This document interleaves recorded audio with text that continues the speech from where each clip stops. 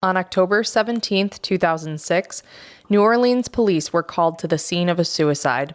A man had jumped from the rooftop bar of the Omni Royal Orleans Hotel onto a parking garage 5 stories below. When police arrived, they searched the man for identification. In one of his pockets, they found a Ziploc bag containing the man's Army dog tags and a folded sheet of notebook paper that said, quote, "For police only." The note read, in part, "This is not accidental. I had to take my own life to pay for the one I took." The note contained an address and a description of what the police would find inside. A nightmarish crime scene that would shake even the most experienced officers. A murder that would become infamous for the city of New Orleans. I'm Marina. With me, I have my best friend Laura, and this is Grim.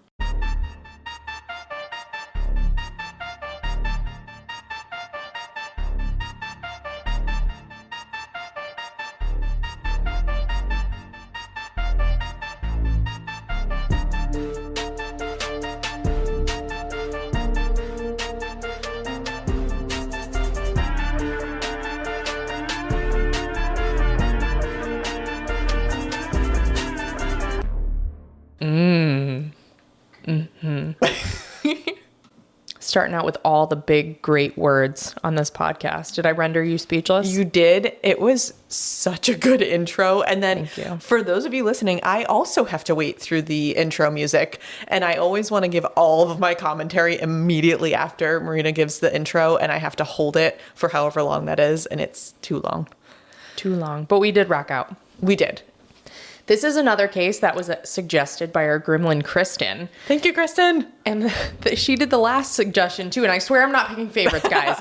We're just working through our extensive list, and it just so happens that these were the two that I pulled out of the hat recently. Yes. So Yes. Thank you, Kristen. She suggested this, again, on our Discord. So if you want to have a group chat with us, just join our Patreon. It's so fun. It's so fun. For this episode, I relied on the article, The Gruesome Tale of Zack Bowen and Addie Hall, and what it says about our fascination with true crime by That's the truth. Delaney Bartlett. We do love true crime. Well, I was actually thinking when I was silently reacting to your intro in the beginning that I always have to bring myself a little bit down to like there's the element of fascination and interest, and then there's the element of like these are real people, these are real lives. I'm always trying to balance those two things, and I maybe should go read that book because I don't know why I'm fascinated. It feels wrong, but it's a morbid curiosity. So I know. Yeah, and this one I'm giving a lot of background because it really is like a tragic story. So we're going to go on the journey with them. Okay. I'm ready. I also read, I can't remember if I said it was by Delaney Bartlett, but it was. You did. I interrupted you in the middle, but you got it in there. Okay. The Story of Zack and Addie by Ghost City Tours. I watched the episode of The Final Witness called Graveyard Love, and I read the book Shake the Devil Off, the true story of the murder that rocked New Orleans by Ethan Brown. I think you have to say New Orleans. Nolans. Yeah. Nolans. Right? Somebody will correct us. Yeah. I'm going to say New Orleans. Okay. Like the New Englander that I am. So today we're talking about the tragic love story involving Addie Hall and Zack Bowen, if you couldn't tell by my articles, my bibliography. I want to start out, as we tend to do, by telling you all about our victim here, Addie Hall. Adrian Addie Hall was born on January 15th, 1976, to a father who was a Vietnam veteran and a homemaker mother in Durham, North Carolina. There's little information on her childhood other than to say she had a rough upbringing. She admitted to friends later in life that she was sexually abused as a child so badly that on one occasion, before her 13th birthday, she had to go to the hospital for a UTI. Oh, gosh. So, not a good home life. No. She was a free spirit, and she didn't graduate high school. She preferred sewing, dancing, and writing poetry. So what did she need a high school degree for? Me too, girl. I know. After dropping out, she traveled the country, relying on the kindness of friends for housing. If she ran out of money, she relied on the kindness of strangers for food and gas money. Wow. That's ballsy. And what time frame was this? What decade? Well, she was born in 76, so this is probably like 80s. Early 90s, late 80s, early 90s. Okay. Yeah. She returned to Durham in the late 1990s and began teaching salsa and ballroom dancing at a local school of dance. However, by 2002, she was restless and packed up and moved to Nolens after spending a few weeks there partying during Carnival. She lived in her car that she parked on a quiet street until she found an apartment. True gypsy. Yeah. Can you imagine just leaving with whatever fits in your car and figuring it out as you go? Have you met me? No, I cannot imagine that. I literally put, I know the answer is no, because you're like me and that would just give you anxiety. Thinking about it, I was going to say like the similarities of like enjoying sewing and not wanting to go to school. I was with her on that and then she completely lost me. Yeah, no, I would need to know. And if I was going to sleep in my car, I'd have to like plan out the street like before I even drove to New Orleans. Yeah. Have you seen the meme that's like, I'll go with the flow, but quick question. When does the flow start and is there free parking or I relate a lot to that. I Google a lot about parking lots before I go places. I have a friend who will, when she asks me if we want to go to dinner, she will also send us a screenshot of what the parking is and explain it for me. I love that journey for you. It's really nice. That's great. Got to know who you are. Strengths, you know? Yep. In NOLA, Addie bartended, waitressed, and worked as a maid to earn money and pay her rent. She could never afford a nice apartment, but she'd fix up the apartment she moved into until they felt like home, often leaving them in better shape than she found them after painting and cleaning. Oh. Addie was admired by her friends for her creativity, resourcefulness, and dark humor. Her downside, possibly her downfall, was that she could be a nasty drunk. Oh no. When she drank heavily, she would turn on even her closest friends. I cannot relate. I'm the happiest drunk. I want to be everyone's friend and eat fish fillets. That's it. Yeah. Facts. I can attest to that. I may get murdered in the McDonald's parking lot by a serial killer in a windowless van, but not for being a mean drunk. No. I think being a mean drunk, in particular as a female, is very dangerous too, unless you're able to truly defend yourself. It seems like you may get yourself in, like if you're Eileen Wuornos, go for it. You can be a mean drunk and handle yourself. You do you. Yeah, you do you. But otherwise, it seems pretty dangerous. Yeah, I would agree. The situation with Addie's drunken rage was made worse by the people she interacted with. On one occasion, she led a coke dealer back to her apartment and agreed to let him cut and package his goods in an apartment she shared with someone else for a few bumps. Oh. Her roommate was like, what the fuck? Yep. And when the dealer was done doing his thing, he handed her a small bag of coke as further payment, and she became enraged, asking her roommate if he was down to ambush the dealer and steal his stash, which he politely declined. Yeah, no thank you. He was like, no I'm good, thanks. Yeah. Thanks. Addie unfortunately took an interest in men who matched her drunken persona, aggressive and abusive. She caught one of her boyfriends jerking off to a gay porn one time, and he beat her black and blue and broke her shoulder. Oh, no. Addie's relationships with men were complicated. She wanted to be desirable in the life of the party, but if someone gave her too much attention or stared a little too long at the bar, she'd get angry. Given her history, she had a hard time trusting people, especially men. Makes sense. By the end of 2004, Addie's behavior was at its lowest. She even got into a bar fight where she cracked a beer bottle over a patron's head. Uh-oh. Despite that drama, she got a job at Hogg's Bar, and that's where she met Zack. Oh, dear. Let's talk about Zack's background before we go into their relationship. It's perfect childhood. Parents were always together and treated him really well, took great care of him, put him in great schools, and that's why they were a match? 100%. Going a little if you're enjoying Grimm. Zachary Bowen was born to parents Lori and Jack Bowen in Bakersfield, California. Lori and Jack had married when Lori was only 21 in 1972. Within 3 years, she had her first son, Jed, in 1975, and then came Zack on May 15th, 1978. When Zack was only a few months old, the family packed up and left California to live life on the road in a VW bus. As you do. Yeah. I'm like, that's my worst nightmare, thanks. Literally. Where's the bathroom? I only go glamping, and I don't think traveling around in a VW bus counts. No, I'll do what they do. Have you seen all those van remodels now, though? They're pretty sweet. They are not pretty just sweet. VW bugs, vans, but I know. I could do that. Down by the river. I'm not meant for that gypsy life. I have way too much stuff. Yeah. Mm-hmm. The family spent some time on the road traveling to Idaho and other parts of California. but ultimately moved back to Bakersfield, California when Jack took a job at an oil company. Jack hated it and wanted to work in theater, having earned a BA in drama while they were out on the road. So he took it out on his family. Oh, no. Jack was miserable and quit his job, and Lori was unhappy, but she stuck it out because the kids were small. She urged him to go back to work, and he did. He got a job as a bartender in a strip club. Oh, dear. And Lori was like, not quite the wholesome employment I had in mind. Jack eventually went back to the oil business, and the family had a stretch of some good years. They moved around a bit, and it finally fell apart for Lori and Jack when they moved to their new home in Washington on Whidbey Island in Puget Sound.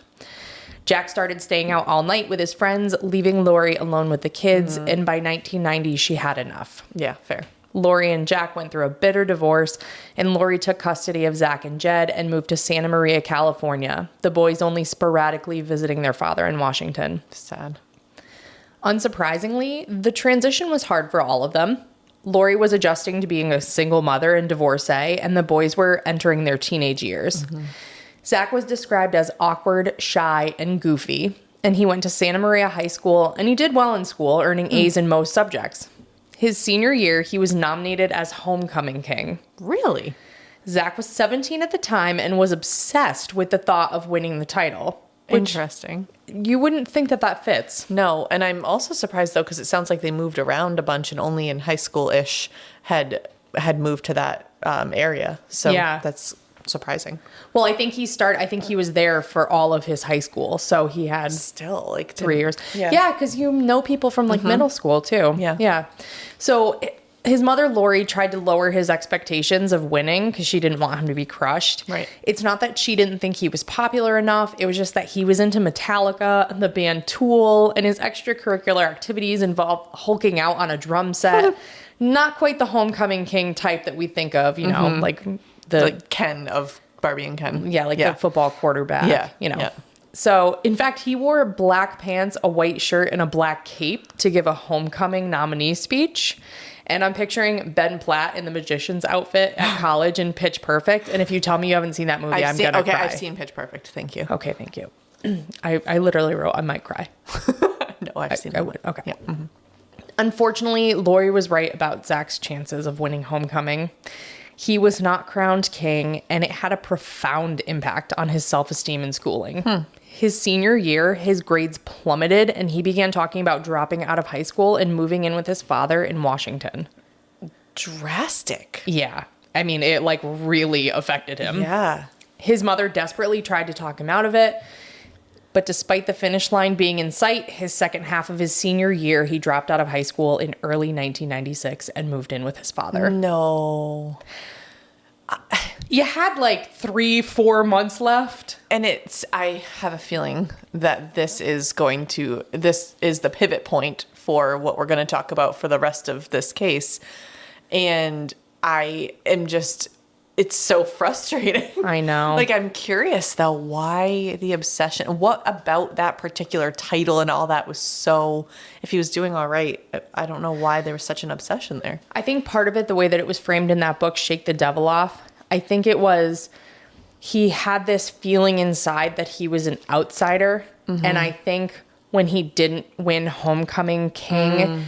that solidified something for him that like he didn't belong, or he something to that, like something profound, because it can't just be that he wasn't the most popular. I think it was something much deeper, like a sense of belonging. Agreed. After moving around so much. And that's what I was thinking, but I also was thinking like that is not something that just happens overnight. That is something that probably builds your whole life. Right. But then, even more so in high school. So I guess I'm not totally surprised that people didn't see it, but I suspect even though he was doing well in school, there was that feeling building throughout his whole time there. So, and I wonder if that's why his mom kept trying to don't get your hopes up. Exactly. Because though I can't imagine that she would expect that to be his reaction. No. To drop out of high school. No. And what exactly can you do? I don't know. I would have rigged the contest if I knew that was going to be the result. Literally. Vote for my kid. Yeah.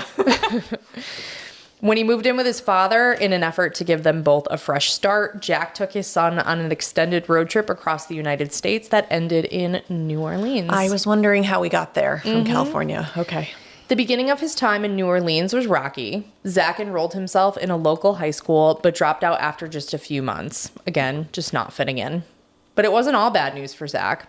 He was no longer a lanky, awkward teen and had grown into his looks. Zack was 6'10", with blondish brown hair, sporting dimples on his tanned, handsome face. Oh. And grim fact, he had a size 17 shoe. Goodness. I think at that point you just wear the boxes when you were shopping. I was going to say, you know what they say. Big feet, big hands.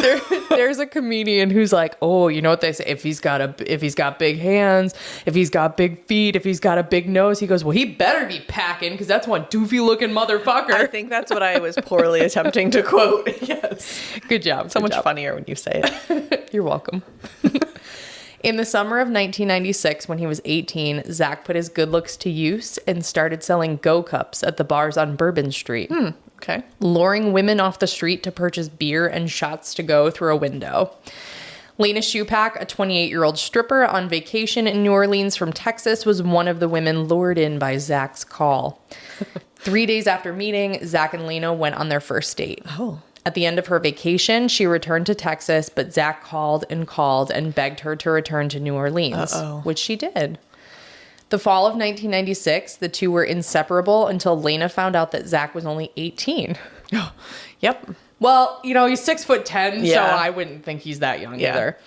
But in early 1997, Lena found out she was pregnant with Zack's baby, and she broke the news to him in March. Zack was naturally conflicted about being a teen dad, but he decided to commit himself to the role. But Lena wasn't as committed to the idea given Zack's age, and she kept Zack at arm's length and didn't even tell him when she went into labor. Yikes. He found out a few weeks later when Lena's friend called him about the birth of his first son, Jackson. And when Zack met Jackson for the first time, his reluctance completely dissolved, and it was love at first sight. Oh, that makes me sad. I know. His love of Jackson warmed Lena back up to the idea of them as a couple, and the two were reunited when Jackson was 6 weeks old. Zack committed himself to Lena, Jackson, and got a job at a hotel bartending. However, his job required him to be out late nights, and he was surrounded by booze and drugs. One night, he was arrested for possession of drug paraphernalia because he was with someone who had a makeshift bong, and they thought it was Zack's. It's my friend's. It's not mine. It genuinely But was it really his was, friend. yeah. And in case you were wondering, it was made out of a Coke can. Not an apple. Not a pickle or an apple. 2-liter bottle. Or 2-liter Whatever bottle. the hell we think. Yep. Whatever the kids are smoking out of these days. The charges were ultimately dropped, but Zack was so embarrassed.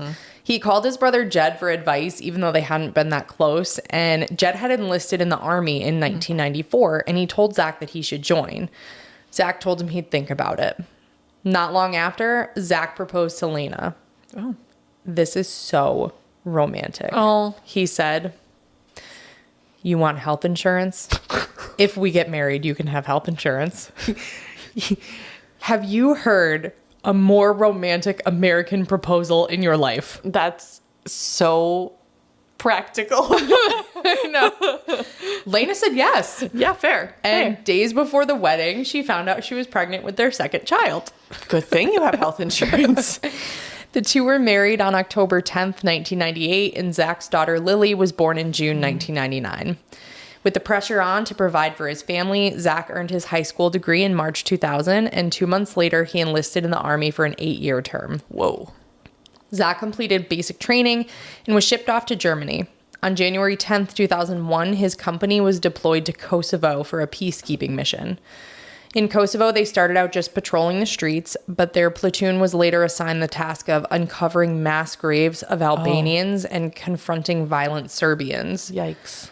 One day, Zack gave a little Albanian girl a piece of candy and then found out later the little girl had been executed by Serbs for interacting with an American. Oh. And that messed him up. Fair. That's fair.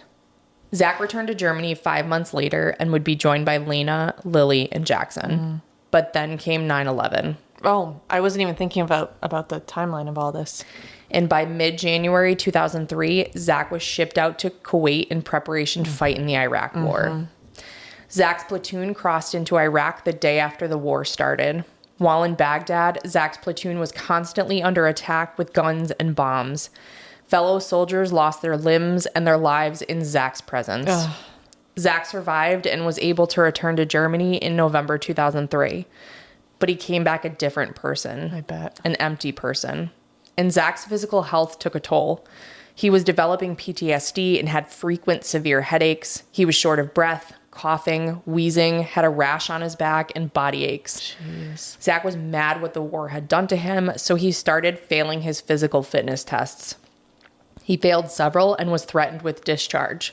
By fall 2004, Zack was discharged from the Army. And even though his company commander recommended that he be honorably discharged, for unknown reasons, he was given a general under honorable circumstances discharge, which could disqualify him from certain benefits and would make it harder for him to find a civilian job when he got home. That's messed up. The general discharge, so they sounded the same to me, but the breakdown was the general discharge is given if the negative aspects of the service member's conduct outweigh the positive. And that discharge was unfair for Zack, considering he served in Kosovo and Iraq as a military policeman and earned several medals, including the NATO medal and the Presidential Unit Citation, which is awarded to military units that have performed a heroic act in the face of an armed enemy. What did he do that's not good other than he had PTSD and was completely messed up and having a hard time with that? Right. If that's his only fault, like, come on. His only issue were those failed physical tests. That's frustrating. So they inexplicably kicked him to the curb. And I can't imagine what that does to you psychologically, too. Yeah. Ugh. Zack told Lena they were out. But Zack wouldn't explain why to Lena. So she got really pissed and she left. She left Zack and the boys, who were in school at the time, in Germany, and she returned to New Orleans. What? They eventually followed her home, but when they met her at the airport, she told Zack that she had found someone new. Oh, come on. Mm-hmm.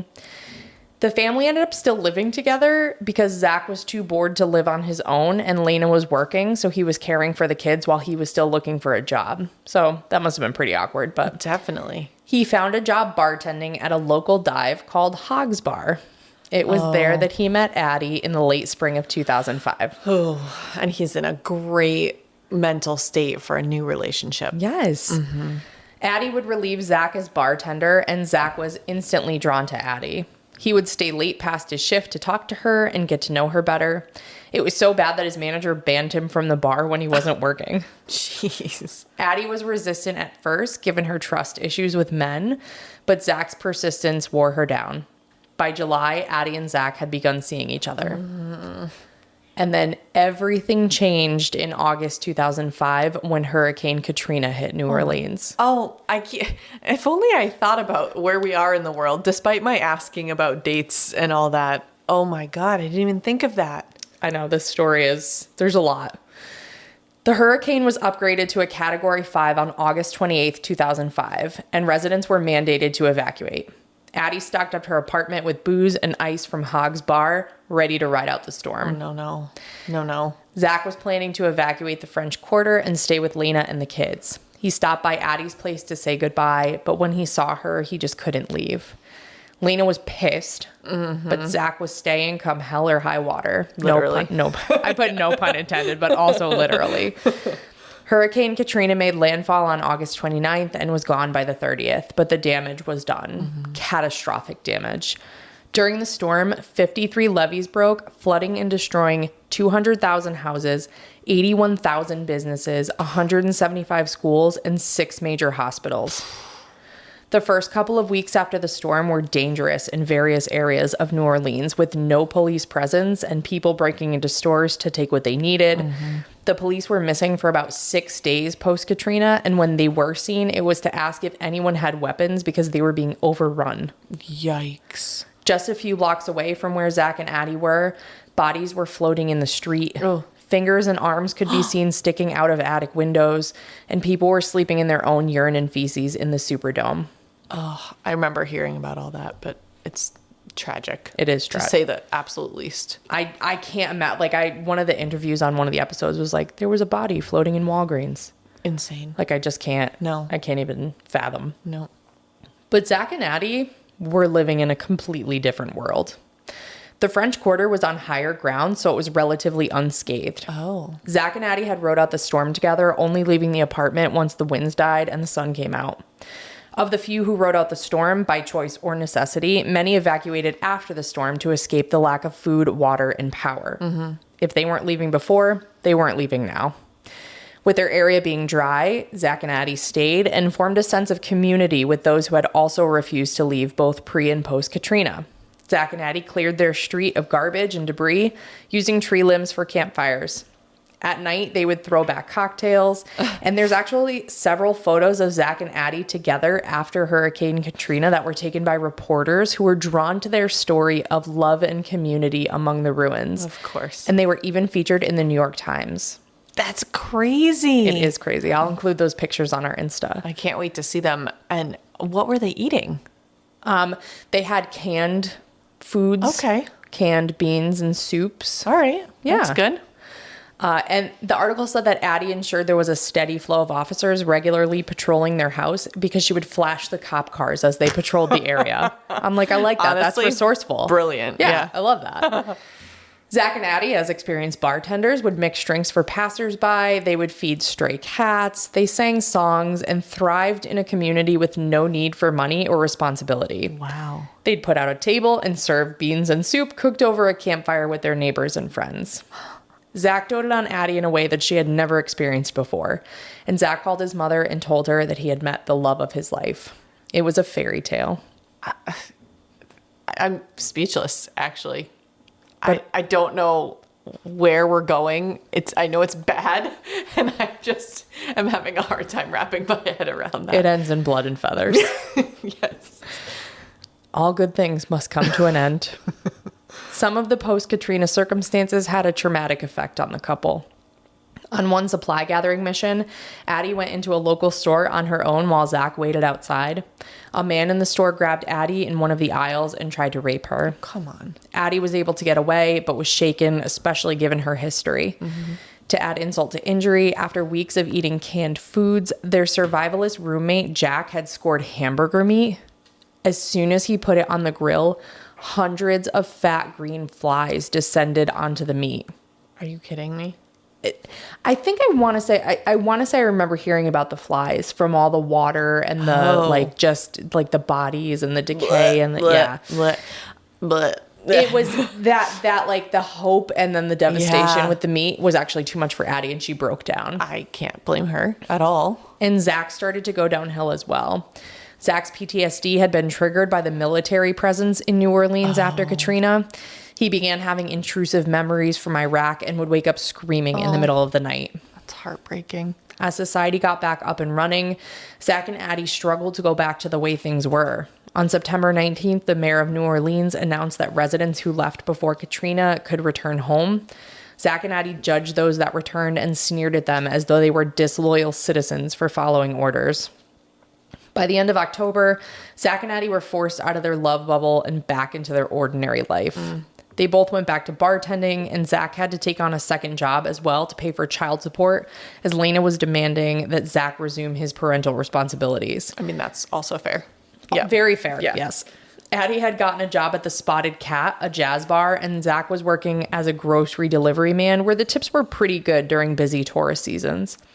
While Zack had enjoyed his time thanks to Hurricane Katrina, Lena had been forced to care for Jackson and Lily on her own, having to stay at a shelter before being evacuated to a town in Texas 6 hours away, where she waitressed at an Applebee's to support herself and the kids. Yikes. Yeah. Not only had Zack shirked his financial responsibilities while he was living it up with Addie, he never even returned any of her phone calls. Come on. And therefore his kids' phone calls. Right. Yeah. When Lena returned to New Orleans, she went to Zack's apartment with a baseball bat, which is pretty dramatic, but I don't blame her at that point. Yep. I think you would also have a baseball bat if left alone with your children. Yes. I'd be like, you did what during Hurricane Katrina? You slept? Zack wasn't home, but Addie was, and she didn't answer the door, which that's how you stay alive. Yes. Zack met up with Lena away from the apartment, and Zack was hostile towards her. He said Addie didn't want to ever see her again, and Lena was like, yeah, if you think the kids are going to be staying with you and Addie, I have to meet her. Mm-hmm.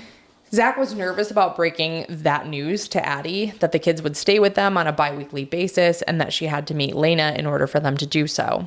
But Addie, to his surprise, was excited.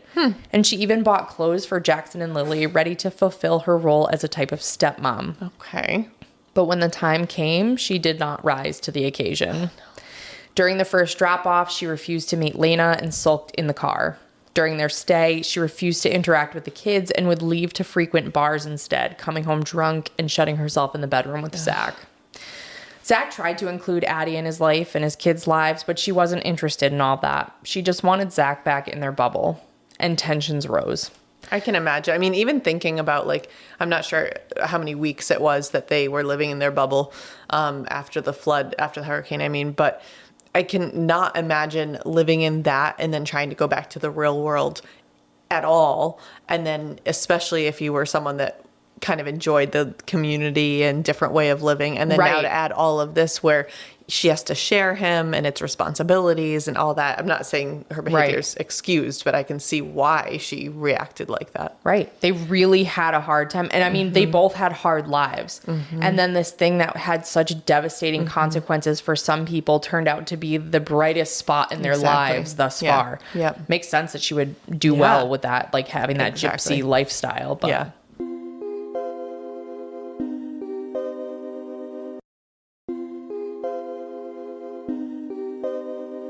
by the end of November, Addie was so hostile towards Zack and the kids that she forced him to rent a hotel room when they were there. Addie, who was living with bipolar disorder, was off her lithium and surrounded by booze and drugs at her job. She began trying to self-medicate. Both her and Zack were trying to chase the high of their former life, and they both started drinking more heavily and doing cocaine.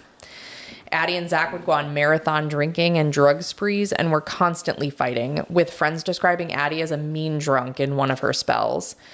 One night, the two had such a bad fight, neither remembered when they woke up, but they knew it had to have gotten physical since Addie had bruises. Yikes. Zack couldn't stand Addie's verbal abuse any longer and said he needed a break, leaving to go see his father in Oregon. He told his family he was done with New Orleans, but Lena found out he had left and was like, no, get your ass back here. I'm not going to lie to your kids. You have a family here. And Addie missed Zack and she was miserable without him. A mutual friend knew how strong their love was for each other, so he bought Zack a ticket back to New Orleans. Oh, no. Zack and Addie were reunited and they didn't leave the apartment for 3 days. But both fell into their old bad habits and Addie's mean streak got worse. The summer of 2006, Zack and Addie fought and broke up on a nearly daily basis. Good God. Zack would move all of his stuff out using his grocery delivery bike until Addie let him come home. He used his work bike so often for his stuff that his coworkers called it his moving truck. In mid-August, Addie's temper got her arrested. She had been fighting with Zack before she stalked off with a handgun. She got into a verbal altercation with a man on the street and pulled the gun on him. The man called the cops, and Addie ran back to her apartment and changed into a nightgown to try to fool the cops. Which is just like, sure. I was home all night sleeping. I know that Shark Week doesn't start till 4. No, Cops doesn't start till 4. Yep. In her apartment, police found the gun and some marijuana, so she was charged with aggravated assault with a firearm, first offense possession of marijuana, and possession of drug paraphernalia. Zack refused to bail her out, despite having the funds to do so, but Addie's friends pooled their money to pay her bail, and she got back with Zack once released. Oh my God. A little more than a month after Addie's arrest, Zack and Addie were fighting at 5 a.m. Addie pushed Zack out the door, and Zack started loudly banging on the door and yelling for her to let him in. Cops showed up and saw Zack toss a tiny bag of weed as they approached that he had in his pocket. He was charged with possession, and Addie bailed him out after 2 days for $500. Wow. Now, my question to the universe is, what are you fighting about at 5 in the morning? Because I had neighbors once that would fight at 5 in the morning. I mean, like all out brawl screaming. And I'm like, brah, you haven't even had your coffee yet. Have they gone to bed? Okay, if you're coming at the clock from the other direction, I guess there's more to fight about because now you're sleep deprived. I was going to say I would fight about everything if I hadn't gone to bed yet. Yeah. So maybe that's why. Maybe. But they also probably get up at like 2 in the afternoon. Right. So it's a little bit different. True. But yeah, True.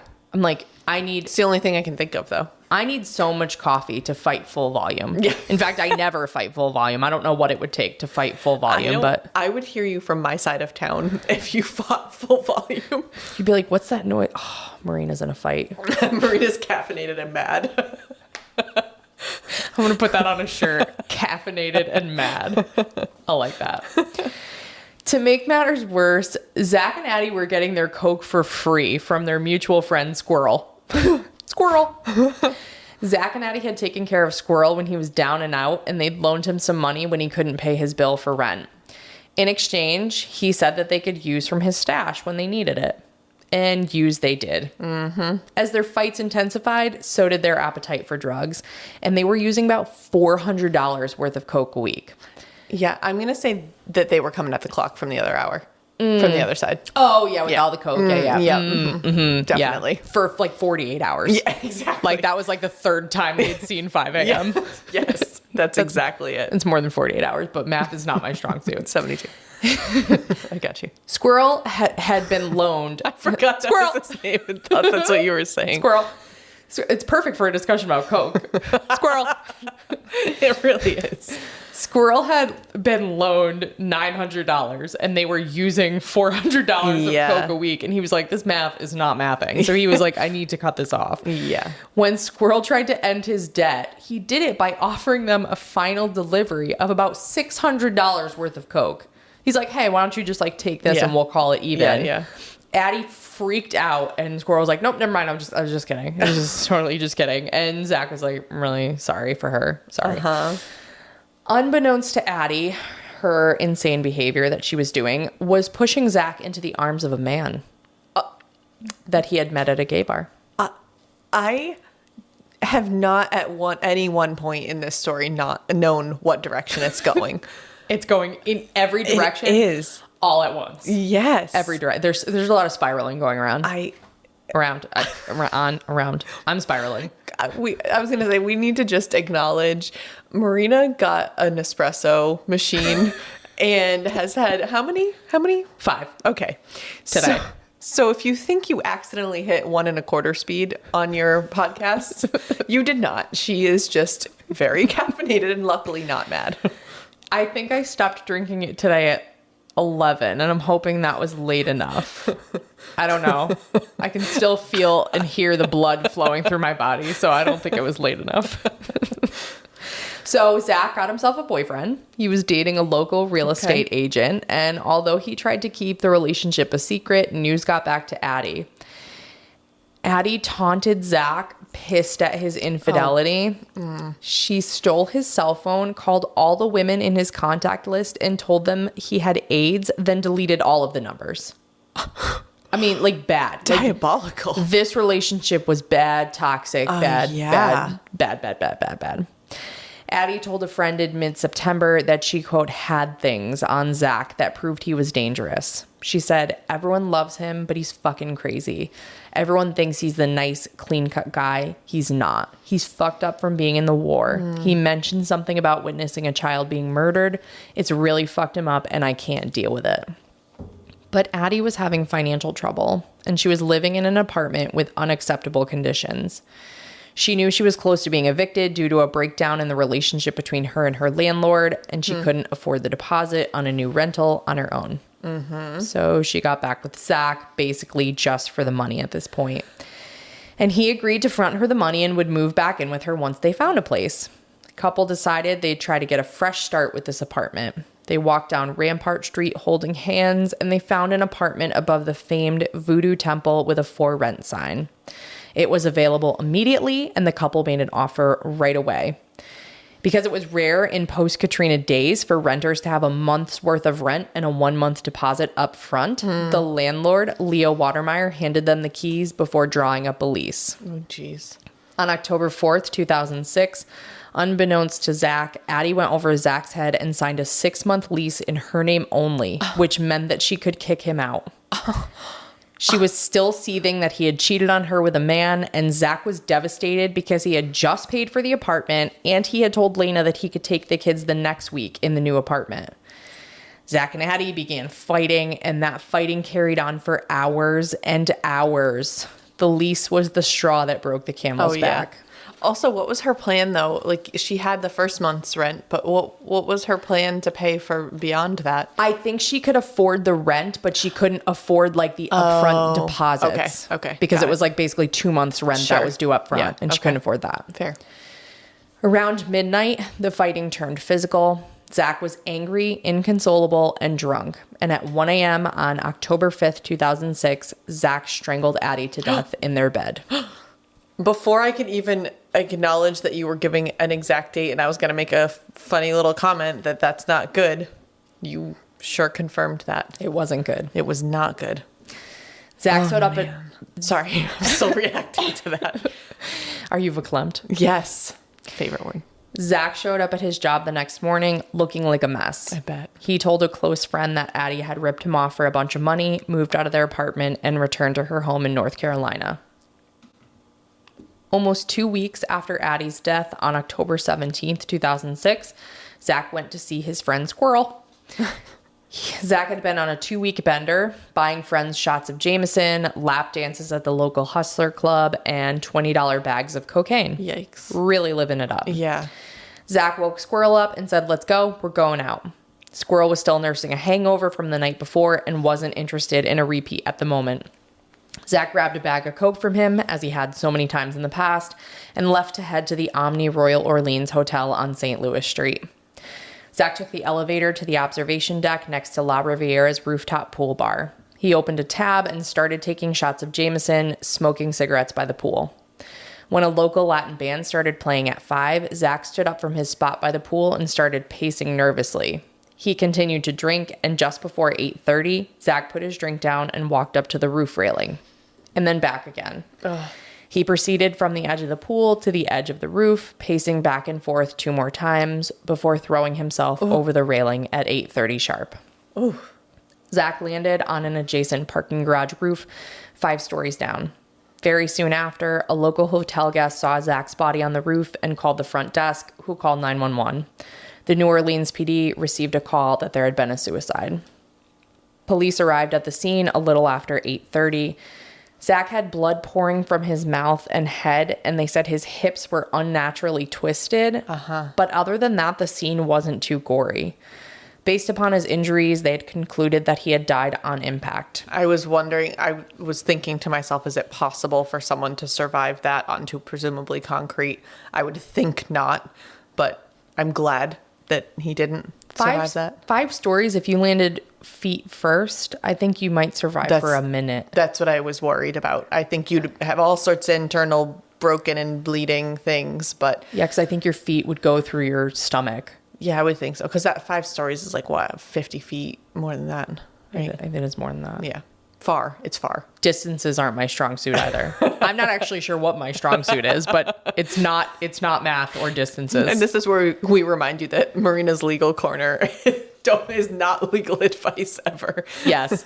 And this is also where we remind you that we get a moment of levity among like the deepest, darkest pieces of the story, because we just have to. Yeah. It's too much. It's too much. Police searched Zack's body for identification, and they found something else they weren't expecting.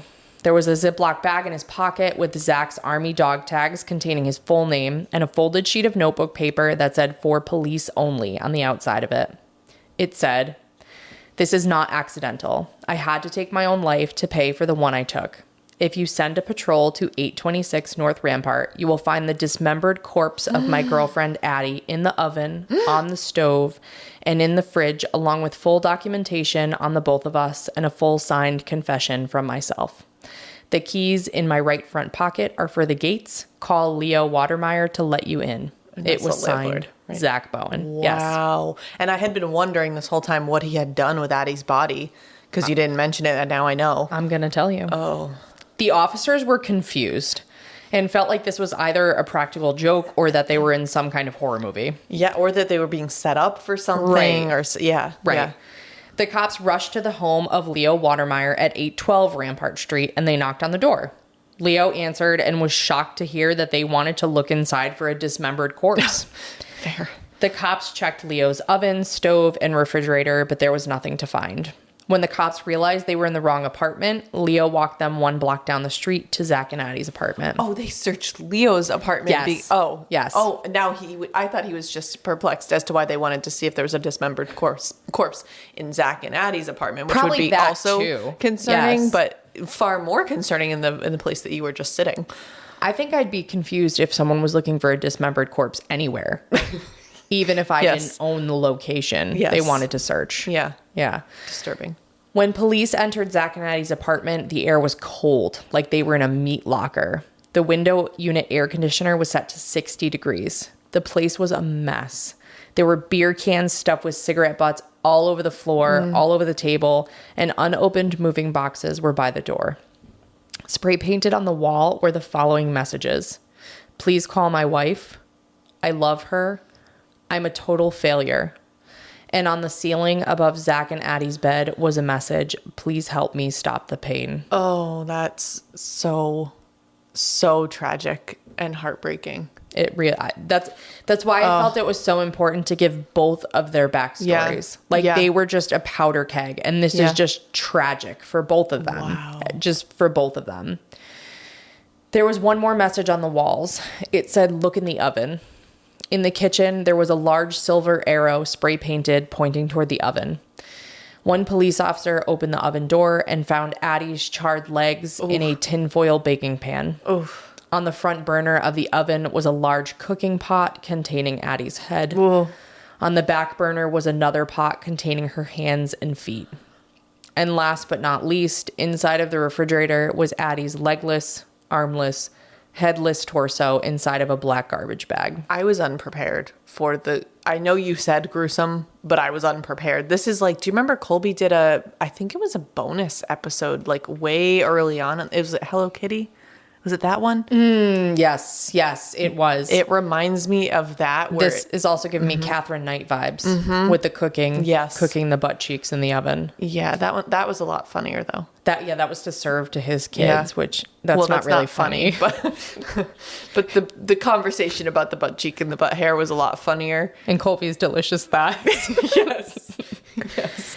Yeah, no, it is. Oh my God. It's grim. And it is. And even to think about, these are the thoughts that go through my head is like, why did you have it in the oven? You couldn't have taken, like you had to go through the trouble of spray painting, look in the oven, and then an arrow versus taking it out of the oven. I know that's a very, very minor thing in the disturbing things that we're talking about, but just goes to show I don't think, to say the least, he was not well. I don't think logic applied here. Exactly. Like what would be, he left detailed instructions at least. Crazy. Yeah. So crazy. He left a long 8-page suicide note in Addie's journal that she wrote in every day. I wish I could have found a full copy of it, but I found quoted bits and pieces, and there were a lot of parts that were summarized, so I put as much of it together as I could. The letter explained that him and Addie got into the big fight on the night of October 4th that turned physical around midnight. An hour later, Zack said he strangled Addie to death in their bed. He wrote, quote, she had stolen this apartment. Ask Leo Watermeyer. He'll explain that one. Tried to kick me out, then would not shut the fuck up, so I very calmly strangled her. It was very quick. Zack was then overcome with rage, sadness, lust, and confusion, so he engaged in necrophilia with her corpse. Oh, no. He wrote, quote, after sexually defiling the body a few times, I was posed with the question of how to dispose of the corpse, end quote. But Zack didn't clean up the crime scene that night and instead passed out in bed next to Addie's dead body in a drunken stupor. He woke up around 6 a.m. the next day and went to work at the small grocery store, working until 9 p.m. that night. He returned home and he still had the task of disposing of her body, so he figured that he should dismember her and cook her body to ease the flesh off the bone, which I don't understand the logic behind that either. Like, what would that do? Well, you can do for the bones. You? Right. Maybe he thought bones were easier to get rid of or less identifiable, which is not true, but I'm just... Yeah. And again, I'm trying to apply logic to an illogical situation. Oh. He moved her to the bathtub where he dismembered her using a hacksaw and a knife. The bathroom light remained on even after he became too exhausted to continue, and he went to bed. He said, quote, I got drunker and some hours later turned off the stove, filled the tub with water, and passed out. I was to be off all weekend, so I had plenty of time to work, but due to laziness, spent most of that time coked up in various bars with different girls. Oh, imagine being, I mean, you would never know, but. No. Ugh. Yeah. You want to come back to my place? Can you imagine seeing the news and you're like, I banged that dude? But what if he asked them back? I don't think that he did that. Well, I think maybe that would have made the headlines. yeah, true. During the day, Zack did things like speak with his wife and get his kids candy from his job. He'd then return home and get to work. Oh. Again, he said, quote, Sunday night, I sawed off the rest of the legs and arms and put them in roasting pans, stuck them in the oven, and passed out. I came to 7 hours later with an awful smell emanating from the kitchen. I was thinking it must have smelled horrendous. Horrendous. I turned off the oven and went to work Monday. This would be the last day I'd work. End quote. Afterwards, he meticulously cleaned the bathroom and spray painted his wife Lena's number on the wall above the bathtub. Oh my God. He expressed his regret, saying, quote, I scared myself not only by the action of calmly strangling the woman I've loved for 1.5 years, but by my entire lack of remorse. I've known forever how horrible a person I am. Ask anyone. So I decided to quit my job and spend the $1,500 in cash I had being happy and kill myself. Oof. And so he did. My God. His suicide note contained memories of his final days partying with his friends with, quote, good food, good drugs, good strippers, having, quote, a fantastic time living out my days. He also quoted Metallica's Saint Anger, Fuck It All, and Fucking No Regrets. And that song has been stuck in my head every time I read my notes. Fuck it all and fucking no regrets. It's a good song if you don't know it. Thank you. You're welcome. The note revealed what many had already known, that Zack was haunted by his past. Mm-hmm. He detailed his life's failures, friends, jobs, military, marriage, love. Mm. He had 28 cigarette burns on his body to mark his failures for each year of his existence. Oh my God. And then that just drove home that he's only 28 or was only 28. The end of the note appeared to be directed towards police officers. He wrote, quote, it's just about time now. The only numbers left are friends and family members, so go to work. Based upon the crime scene, there were rumors that Zack had engaged in cannibalism after cooking Addie's remains. That was proven to be false during Zack's autopsy. There were no human remains found in his system, but the medical examiner did find the cigarette burns that Zack had detailed in his suicide note. Lena was left to care for Zack's children on her own. And in an effort to help Jackson and Lily deal with their father's death, she took them to a psychiatrist who recommended that they be told all of the details about the murder-suicide. Jackson was 8 and Lily was 6. And I'm not a professional, but what the fuck? I saw your face when you said they went to a psychiatrist. I was like, no, that's great. Not great. Very bad. I was already thinking, like, before you said any of that, these poor kids who, like, not only did their dad kill himself, but now all these details that they would, I thought, eventually find. Yeah. And Lena thought the same thing, but she was like, well, they're a professional. They must know better. So she told them everything that Zack did, including dismembering Addie's body. How you don't even understand. You barely know you don't even know what death is at that age. You don't understand what that would do. I remember taking a death and dying class, and there in the book, they went through the different stages of understanding of death in children. And I remember at like 4 or 5 years old, like they understand that somebody died means that they're like no longer living, but then they think that they just come back. Right. And that's why when you hear of like toddlers like shooting their friends and they're like, oh, okay, like when's Billy coming back? Like they just don't understand. Right. No, they're not. And then I'm just, yet again, I'm speechless from this. I'm sure it will come as no surprise to you that the kids did not take the information well. No. Jackson became quiet and reflective while Lily made crayon drawings of Zack leaping off of the roof of the Omni Royal, and she was panic-stricken with a constantly upset stomach. When Lena took Lily to see a gastroenterologist, the doctor pulled Lena aside and asked, did he eat her? Oh my God. Can you fucking imagine? I would be like, I actually can't think of a question that's more none of your business. You can't do a case like this because it renders me speechless. And as we've discussed, this is unacceptable for a podcast. That's why when I listen to yours, I go, yes, yeah. I give you feedback, right. verbal feedback. Oh, I think I'm giving you feedback. I think you know right where I am. To a certain extent, Lena was relieved that Zack took his own life after what he did to Addie because she could not imagine what she would face if he was still alive, if this is what she was facing when he was dead. Yeah. Less than a decade after the murder, a woman named Mary Voodoo Queen Milan leased the building on Rampart Street and set up shop as the Bloody Mary Haunted Museum and Tour. For a fee, visitors are let into the Bowen Hall apartment to view the very stove and fridge where Hall's remains were found.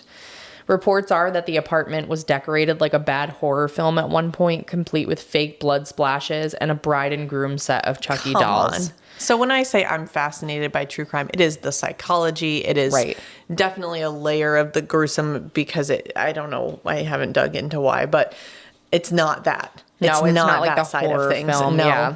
One friend of the couple called it, quote, despicable and atrociously exploitative. Yeah, that's the word. That's what I don't like. The exploit. Yep. Then in 2017, the TLC series Paranormal Lockdown did an episode in the apartment, which was no longer decorated like a low-budget horror film. The investigators reported sensing a cold draft despite the windows being closed and a, quote, presence in the bathroom. There's not even anything like paranormal about this story at all. I don't understand why they're... No, just that she was murdered in the apartment. I think any time a life is lost, but... I guess. That is the incredibly tragic story of Zack and Addie. And for me, so when you hear just the basic details of it. So when I went into this, I had heard of this story before and I knew that they had been in a relationship during Hurricane Katrina. And then I knew that he died by suicide and I knew that he had her parts in various places in the oven. I didn't know about like the PTSD and the coke and the drinking and the drugs and this like volatile they were just in this like volatile relationship and it was like Groundhog Day for them and they just like couldn't break out of that cycle. And it's almost like it was inevitable for them. Absolutely. And again, like whether it was Zack or somebody else, I think Addie would have found herself in a bad scenario like that, just the way that her life was going, especially with being off of her medicine and getting into drugs and alcohol to that extent. And then again, like just the complete tragedy, the lack of support of PTSD in veterans is just, I'm not to get on a soapbox on that, but it's just like, it's so heartbreaking to me because they're doing something that I have not signed up for, cannot do, could not do. I know. And then it's just does that to them. And then they come home and it's just, I mean, I don't know what resources were made available, but well, don't forget too, he got the general discharge. So he didn't even get the benefits. Yeah. They literally kicked him to the curb. God. And then with Katrina and I wonder had he had those benefits, if he may have been able to work in different jobs. I mean, he was just working at the grocer. Yep. And I guess it was really Addie involved with the booze and drugs and their friend Squirrel. But I don't know. You just wonder if you wonder in a situation like this, if one, what is it? Like, what's it called? Like the butterfly effect or you just wonder if one change would have made a difference for these two. Zack staying in high school and graduating and not moving in with his dad, would he have not ended up in New Orleans? Like, all of these things came together in this just complete tragedy and sad loss of two lives and very negatively affected other lives. Like I just think of Zack's kids and not that they were the only ones affected. There are plenty of other people, but that is what an unfortunate twist to that too, that it would have been bad enough had they not known any details when they were that young. Right. But man, wow.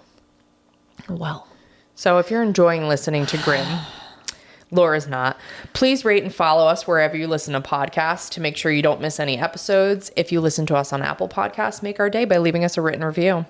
You can find our page on Facebook by searching Grim: a true crime podcast. If you want to subscribe to our Patreon and join us on Discord, you can go to Patreon and search Grim: a true crime podcast. Follow us on Instagram at Grim Crime Podcast for information on future episodes and case photos. If you want to send us a case suggestion or just say hi, you can email us at grimcrimepodcast@gmail.com. Listen, learn, and stay alive until next time, Gremlins, because the future is grim.